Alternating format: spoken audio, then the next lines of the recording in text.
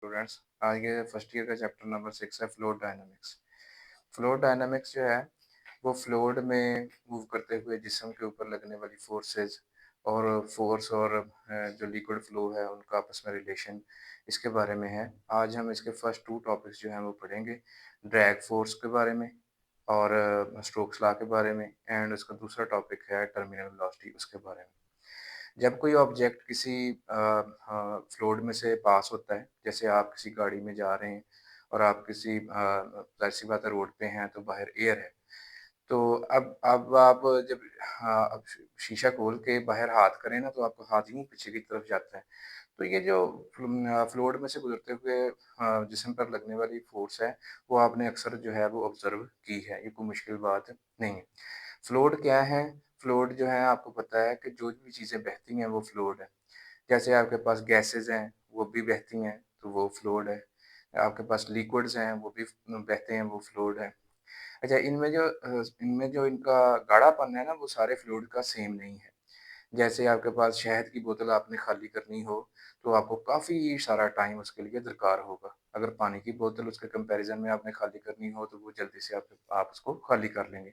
यानी उनका जो बहने का अंदाज़ है, वो एक जैसा नहीं है। तो उनको फ्लो होने में जो टाइम लगता है या उसमें गुज़रते हुए जिस्म पर जो लगने वाली फ़ोर्सेज़ हैं, वो सबके लिए सेम नहीं है।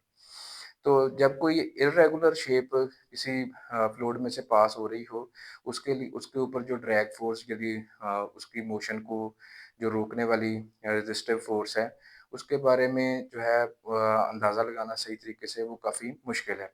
लेकिन अगर एक रेगुलर कोई स्फ़ीयर है, वो किसी फ्लूइड में से पास हो रहा है, तो उसके ऊपर जो लगने वाली ड्रैग फोर्स है, वो स्टोक्स ने हमें बताई है। तो वो जो ड्रैग फोर्स है जो किसी फ्लूइड में से एक रेगुलर स्फीयर के पास होते हुए लगती है, वो 6 पाई ईटा आरवी है।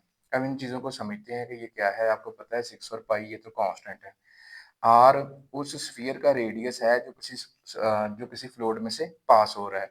ये वी उसकी वेलोसिटी है कि किस वेलोसिटी से वो पास हो रहा है। और ये जो है ये कोएफिशिएंट ऑफ विस्कोसिटी है, ये उस फ्लूइड का होगा जिसमें से कोई ऑब्जेक्ट पास हो रहा है। फॉर एग्जांपल, अगर ये आपके पास एक मेटल बॉल है और ये एक ग्लिसरीन में से पास हो रही है। आपको पता है ग्लिसरीन एक लिक्विड है। तो ये जो आर होगा रेडियस, ये उस मेटल बॉल का रेडियस होगा। ये वी उसकी उस ग्लिसरीन में से गुजरते हुए वेलोसिटी होगी। और ये जो कोएफिशिएंट ऑफ विस्कोसिटी है, ये कोएफिशिएंट ऑफ विस्कोसिटी ग्लिसरीन की होगी। अच्छा, अब देखें जब फ्लूइड फ्लो करता है, ठीक है, उसकी जैसे ये उसकी एक लेयर है, ये लेयर्स की फॉर्म में फ्लूइड जो है वो फ्लो करते हैं। ये इसके ऊपर जो इसकी दूसरी लेयर है वो फ्लो कर रही है, ठीक है। तो इन लेयर्स की जो आपस में फ्रिक्शन है, वो उसको हम कहते हैं कि ये विस्कोसिटी है, कि यानी इसका गाढ़ापन आप समझ लें कि और ये उनकी एडजेसेंट लेयर्स की आपस में जो है फ्रिक्शन है। अब कोई लिक्विड ज़्यादा जो है वो विस्कस होते हैं, कोई लिक्विड कम विस्कस होते हैं। इसी तरह जो है गैसेस के भी जो विस्कोसिटीज़ हैं वो डिफरेंट होंगी। अच्छा, अब इससे आगे अगर हम चलें तो आगे टॉपिक है आपके पास टर्मिनल वेलोसिटी। फॉर एग्जांपल, एक बारिश का कतरा है, वो आसमान से जुदा हुआ, उसकी वेलोसिटी जो है वो 0 है। अच्छा, वेलोसिटी 0 है तो उसके ऊपर एक ही फोर्स एक्ट कर रही है, दैट इज़ उसका वेट। वो वेट डाउनवर्ड एक्ट करता है, जिसके नतीजे में आपको पता है कि उसमें ग्रेविटेशनल एक्सेलरेशन होगा। अच्छा, ग्रेविटेशनल एक्सेलरेशन एक्ट करने से उसकी जो वेलोसिटी है वो इंक्रीज़ होगी। वेलोसिटी इंक्रीज़ होते ही उसके ऊपर जो है आपके पास पता है कि जब भी कोई लिक्विड जब भी कोई जिस्म जो ऑब्जेक्ट है किसी आपके पास फ्लूइड में से गुजरता है तो उसके ऊपर ड्रैग फोर्स लगती है। अब इसी तरह बारिश का कतरा जब आसमान से गिरा है, अब वो किसी वेलोसिटी से, अब ये आपके पास समझ लें कि बारिश का कतरा है, ये किसी वेलोसिटी से नीचे को आ रहा है। अच्छा, अब इसके ऊपर लगने वाली ये वेट डाउनवर्ड फोर्स है और इसकी वेलोसिटी के अकॉर्डिंगली इसके ऊपर ये ड्रैग फोर्स जो हमने स्टोक्स लॉ में पढ़ी, ये उसके ऊपर लगने वाली ड्रैग फोर्स है जो ऊपर की जानिब है। क्योंकि ये जो आपके पास ड्रैग फोर्स होती है, ये हमेशा मोशन के मुखालिफ होती है। तो अब आप क्लियरली देख रहे हैं कि यहाँ पे शो हुआ किया जा रहा है कि वेट ज़्यादा है और उसके ऊपर जो ड्रैग फोर्स है वो कम है। सो उसके ऊपर एक नेट फोर्स लगेगी और उस नेट फोर्स की मौजूदगी में उसमें जो है उसकी वेलोसिटी में इज़ाफ़ा होगा, यानी उसमें एक एक्सेलरेशन होगा। सो हम कहते हैं कि उसकी velocity more and more increase होती जाती है। तो देन एक कंडीशन आती है कि जब उसके ऊपर वेलोसिटी बढ़ते-बढ़ते, आपको पता है वेलोसिटी के अकॉर्डिंगली उसके ऊपर ड्रैग फ़ोर्स भी बढ़ रही है। तो वेलोसिटी बढ़ते-बढ़ते एक पॉइंट पे ज इस पहुँचते हुए वेलोसिटी इतनी बढ़ जाती है कि उसके ऊपर लगने वाली ये ड्रैग फ़ोर्स जो है, वो उसके वेट के इक्वल हो जाती है। जैसा कि यहाँ पे मैंने शो किया कि वेट और ड्रैग फ़ोर्स इक्वल हो गए। अब उसके ऊपर लगने वाली जो नेट फ़ोर्स है, वो ज़ीरो हो चुकी है, जिसकी वजह से अब इसमें मज़ीद जो है वेलोसिटी में इज़ाफ़ा यानी एक्सेलरेशन नहीं आएगा। नेट फ़ोर्स ज़ीरो होने का मतलब नो एक्सेलरेशन।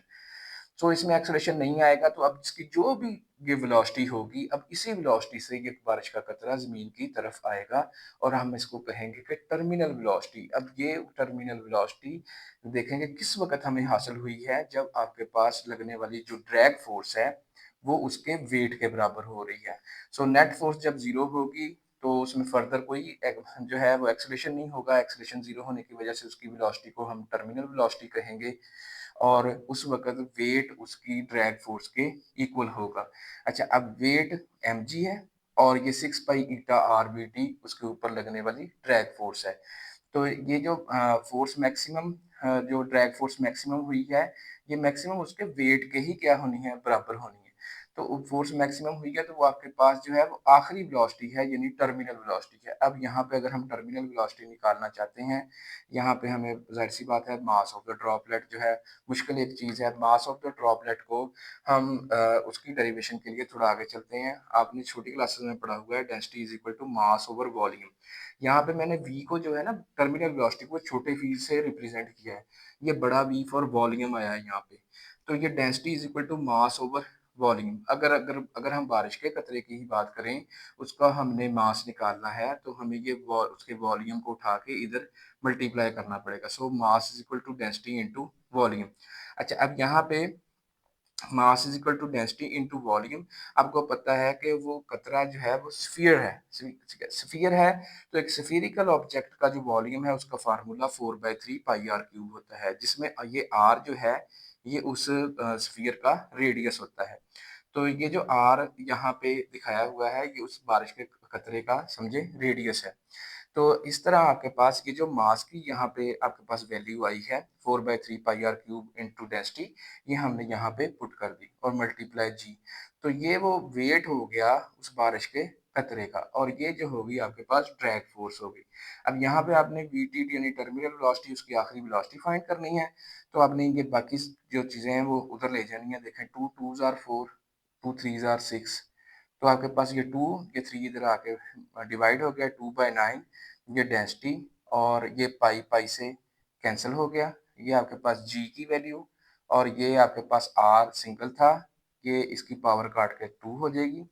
तो ओवर ये आपके पास जो कोएफिशिएंट ऑफ विस्कोसिटी है ये यहाँ आके डिवाइड हो जाएगा और ये टर्मिनल वेलोसिटी का फाइनल रिलेशन है। इसमें देखें क्या-क्या चीज़ें हैं, 2 भी कांस्टेंट है, 9 भी कांस्टेंट है।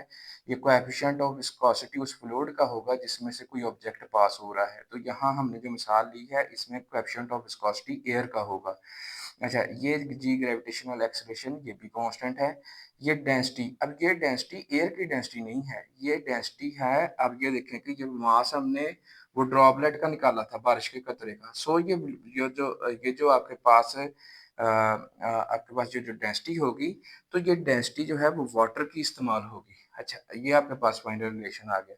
ये जो एक एक्सपेरिमेंट्स में भी ये इस्तेमाल होता है, उसमें एक मेटल बॉल होती है और उसको ग्लिसरीन में फेंका जाता है। अब इसको हम मेटल बॉल के तौर पे भी ऐसे ही ट्रीट कर सकते हैं कि मिसाल के तौर पे ये एक मेटल बॉल है और उसका रेडियस आर है।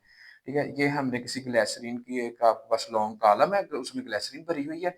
आपने उसमें से ऊपर ही वो मेटल बॉल जो है वो छोड़ दी है। अब उसकी वेलोसिटी जो है वो वो बढ़ेगी। ठीक है, अब जो वेलोसिटी बढ़ेगी वो क्यों बढ़ रही है? एक्चुअली उसका वेट ज़्यादा है और ड्रैग फोर्स कम है, जिसकी वजह से उसके ऊपर नेट फोर्स लग रही है, उसकी वेलोसिटी बढ़ रही है। लेकिन बढ़ते-बढ़ते आपको पता है वेलोसिटी जो बढ़ेगी तो उसके सब ऊपर लगने वाली ड्रैग फोर्स भी बढ़ेगी। बढ़ते-बढ़ते जो है ये जो ड्रैग फोर्स है जब वेट के बराबर हो जाएगी, तो वो जो मेटल बॉल है वो कांस्टेंट वेलोसिटी से नीचे आएगी और उसको उस मेटल बॉल की जो है वो टर्मिनल वेलोसिटी कहेंगे। और याद रखेंगे टर्मिनल वेलोसिटी उस वक़्त हासिल होती है जब आपके पास वेट ड्रैग फ़ोर्स के बराबर होता है। जब इसी तरह हम वेट ड्रैग फ़ोर्स के बराबर रखेंगे तो यह जो आपके पास फाइनल रिलेशन आएगा, इसमें देखिए फिर 2 एंड 9 कांस्टेंट। अब इस वाली मिसाल में कोएफ़िशिएंट ऑफ विस्कोसिटी उस फ्लूइड का है जिसमें कोई ऑब्जेक्ट पास कर रहा है, तो उस इसमें अब कोएफ़िशिएंट ऑफ वेलोसिटी ग्लिसरीन का होगा। और ये आपके पास जो डेंसिटी होगी ये उस मेटल बॉल की जिस मटेरियल की बनी हुई है उस मटेरियल की क्या होगी, ये डेंसिटी होगी। और ये जी और ये अब आर उस मेटल बॉल के रेडियस का स्क्वायर होगा। Hopefully answered the question.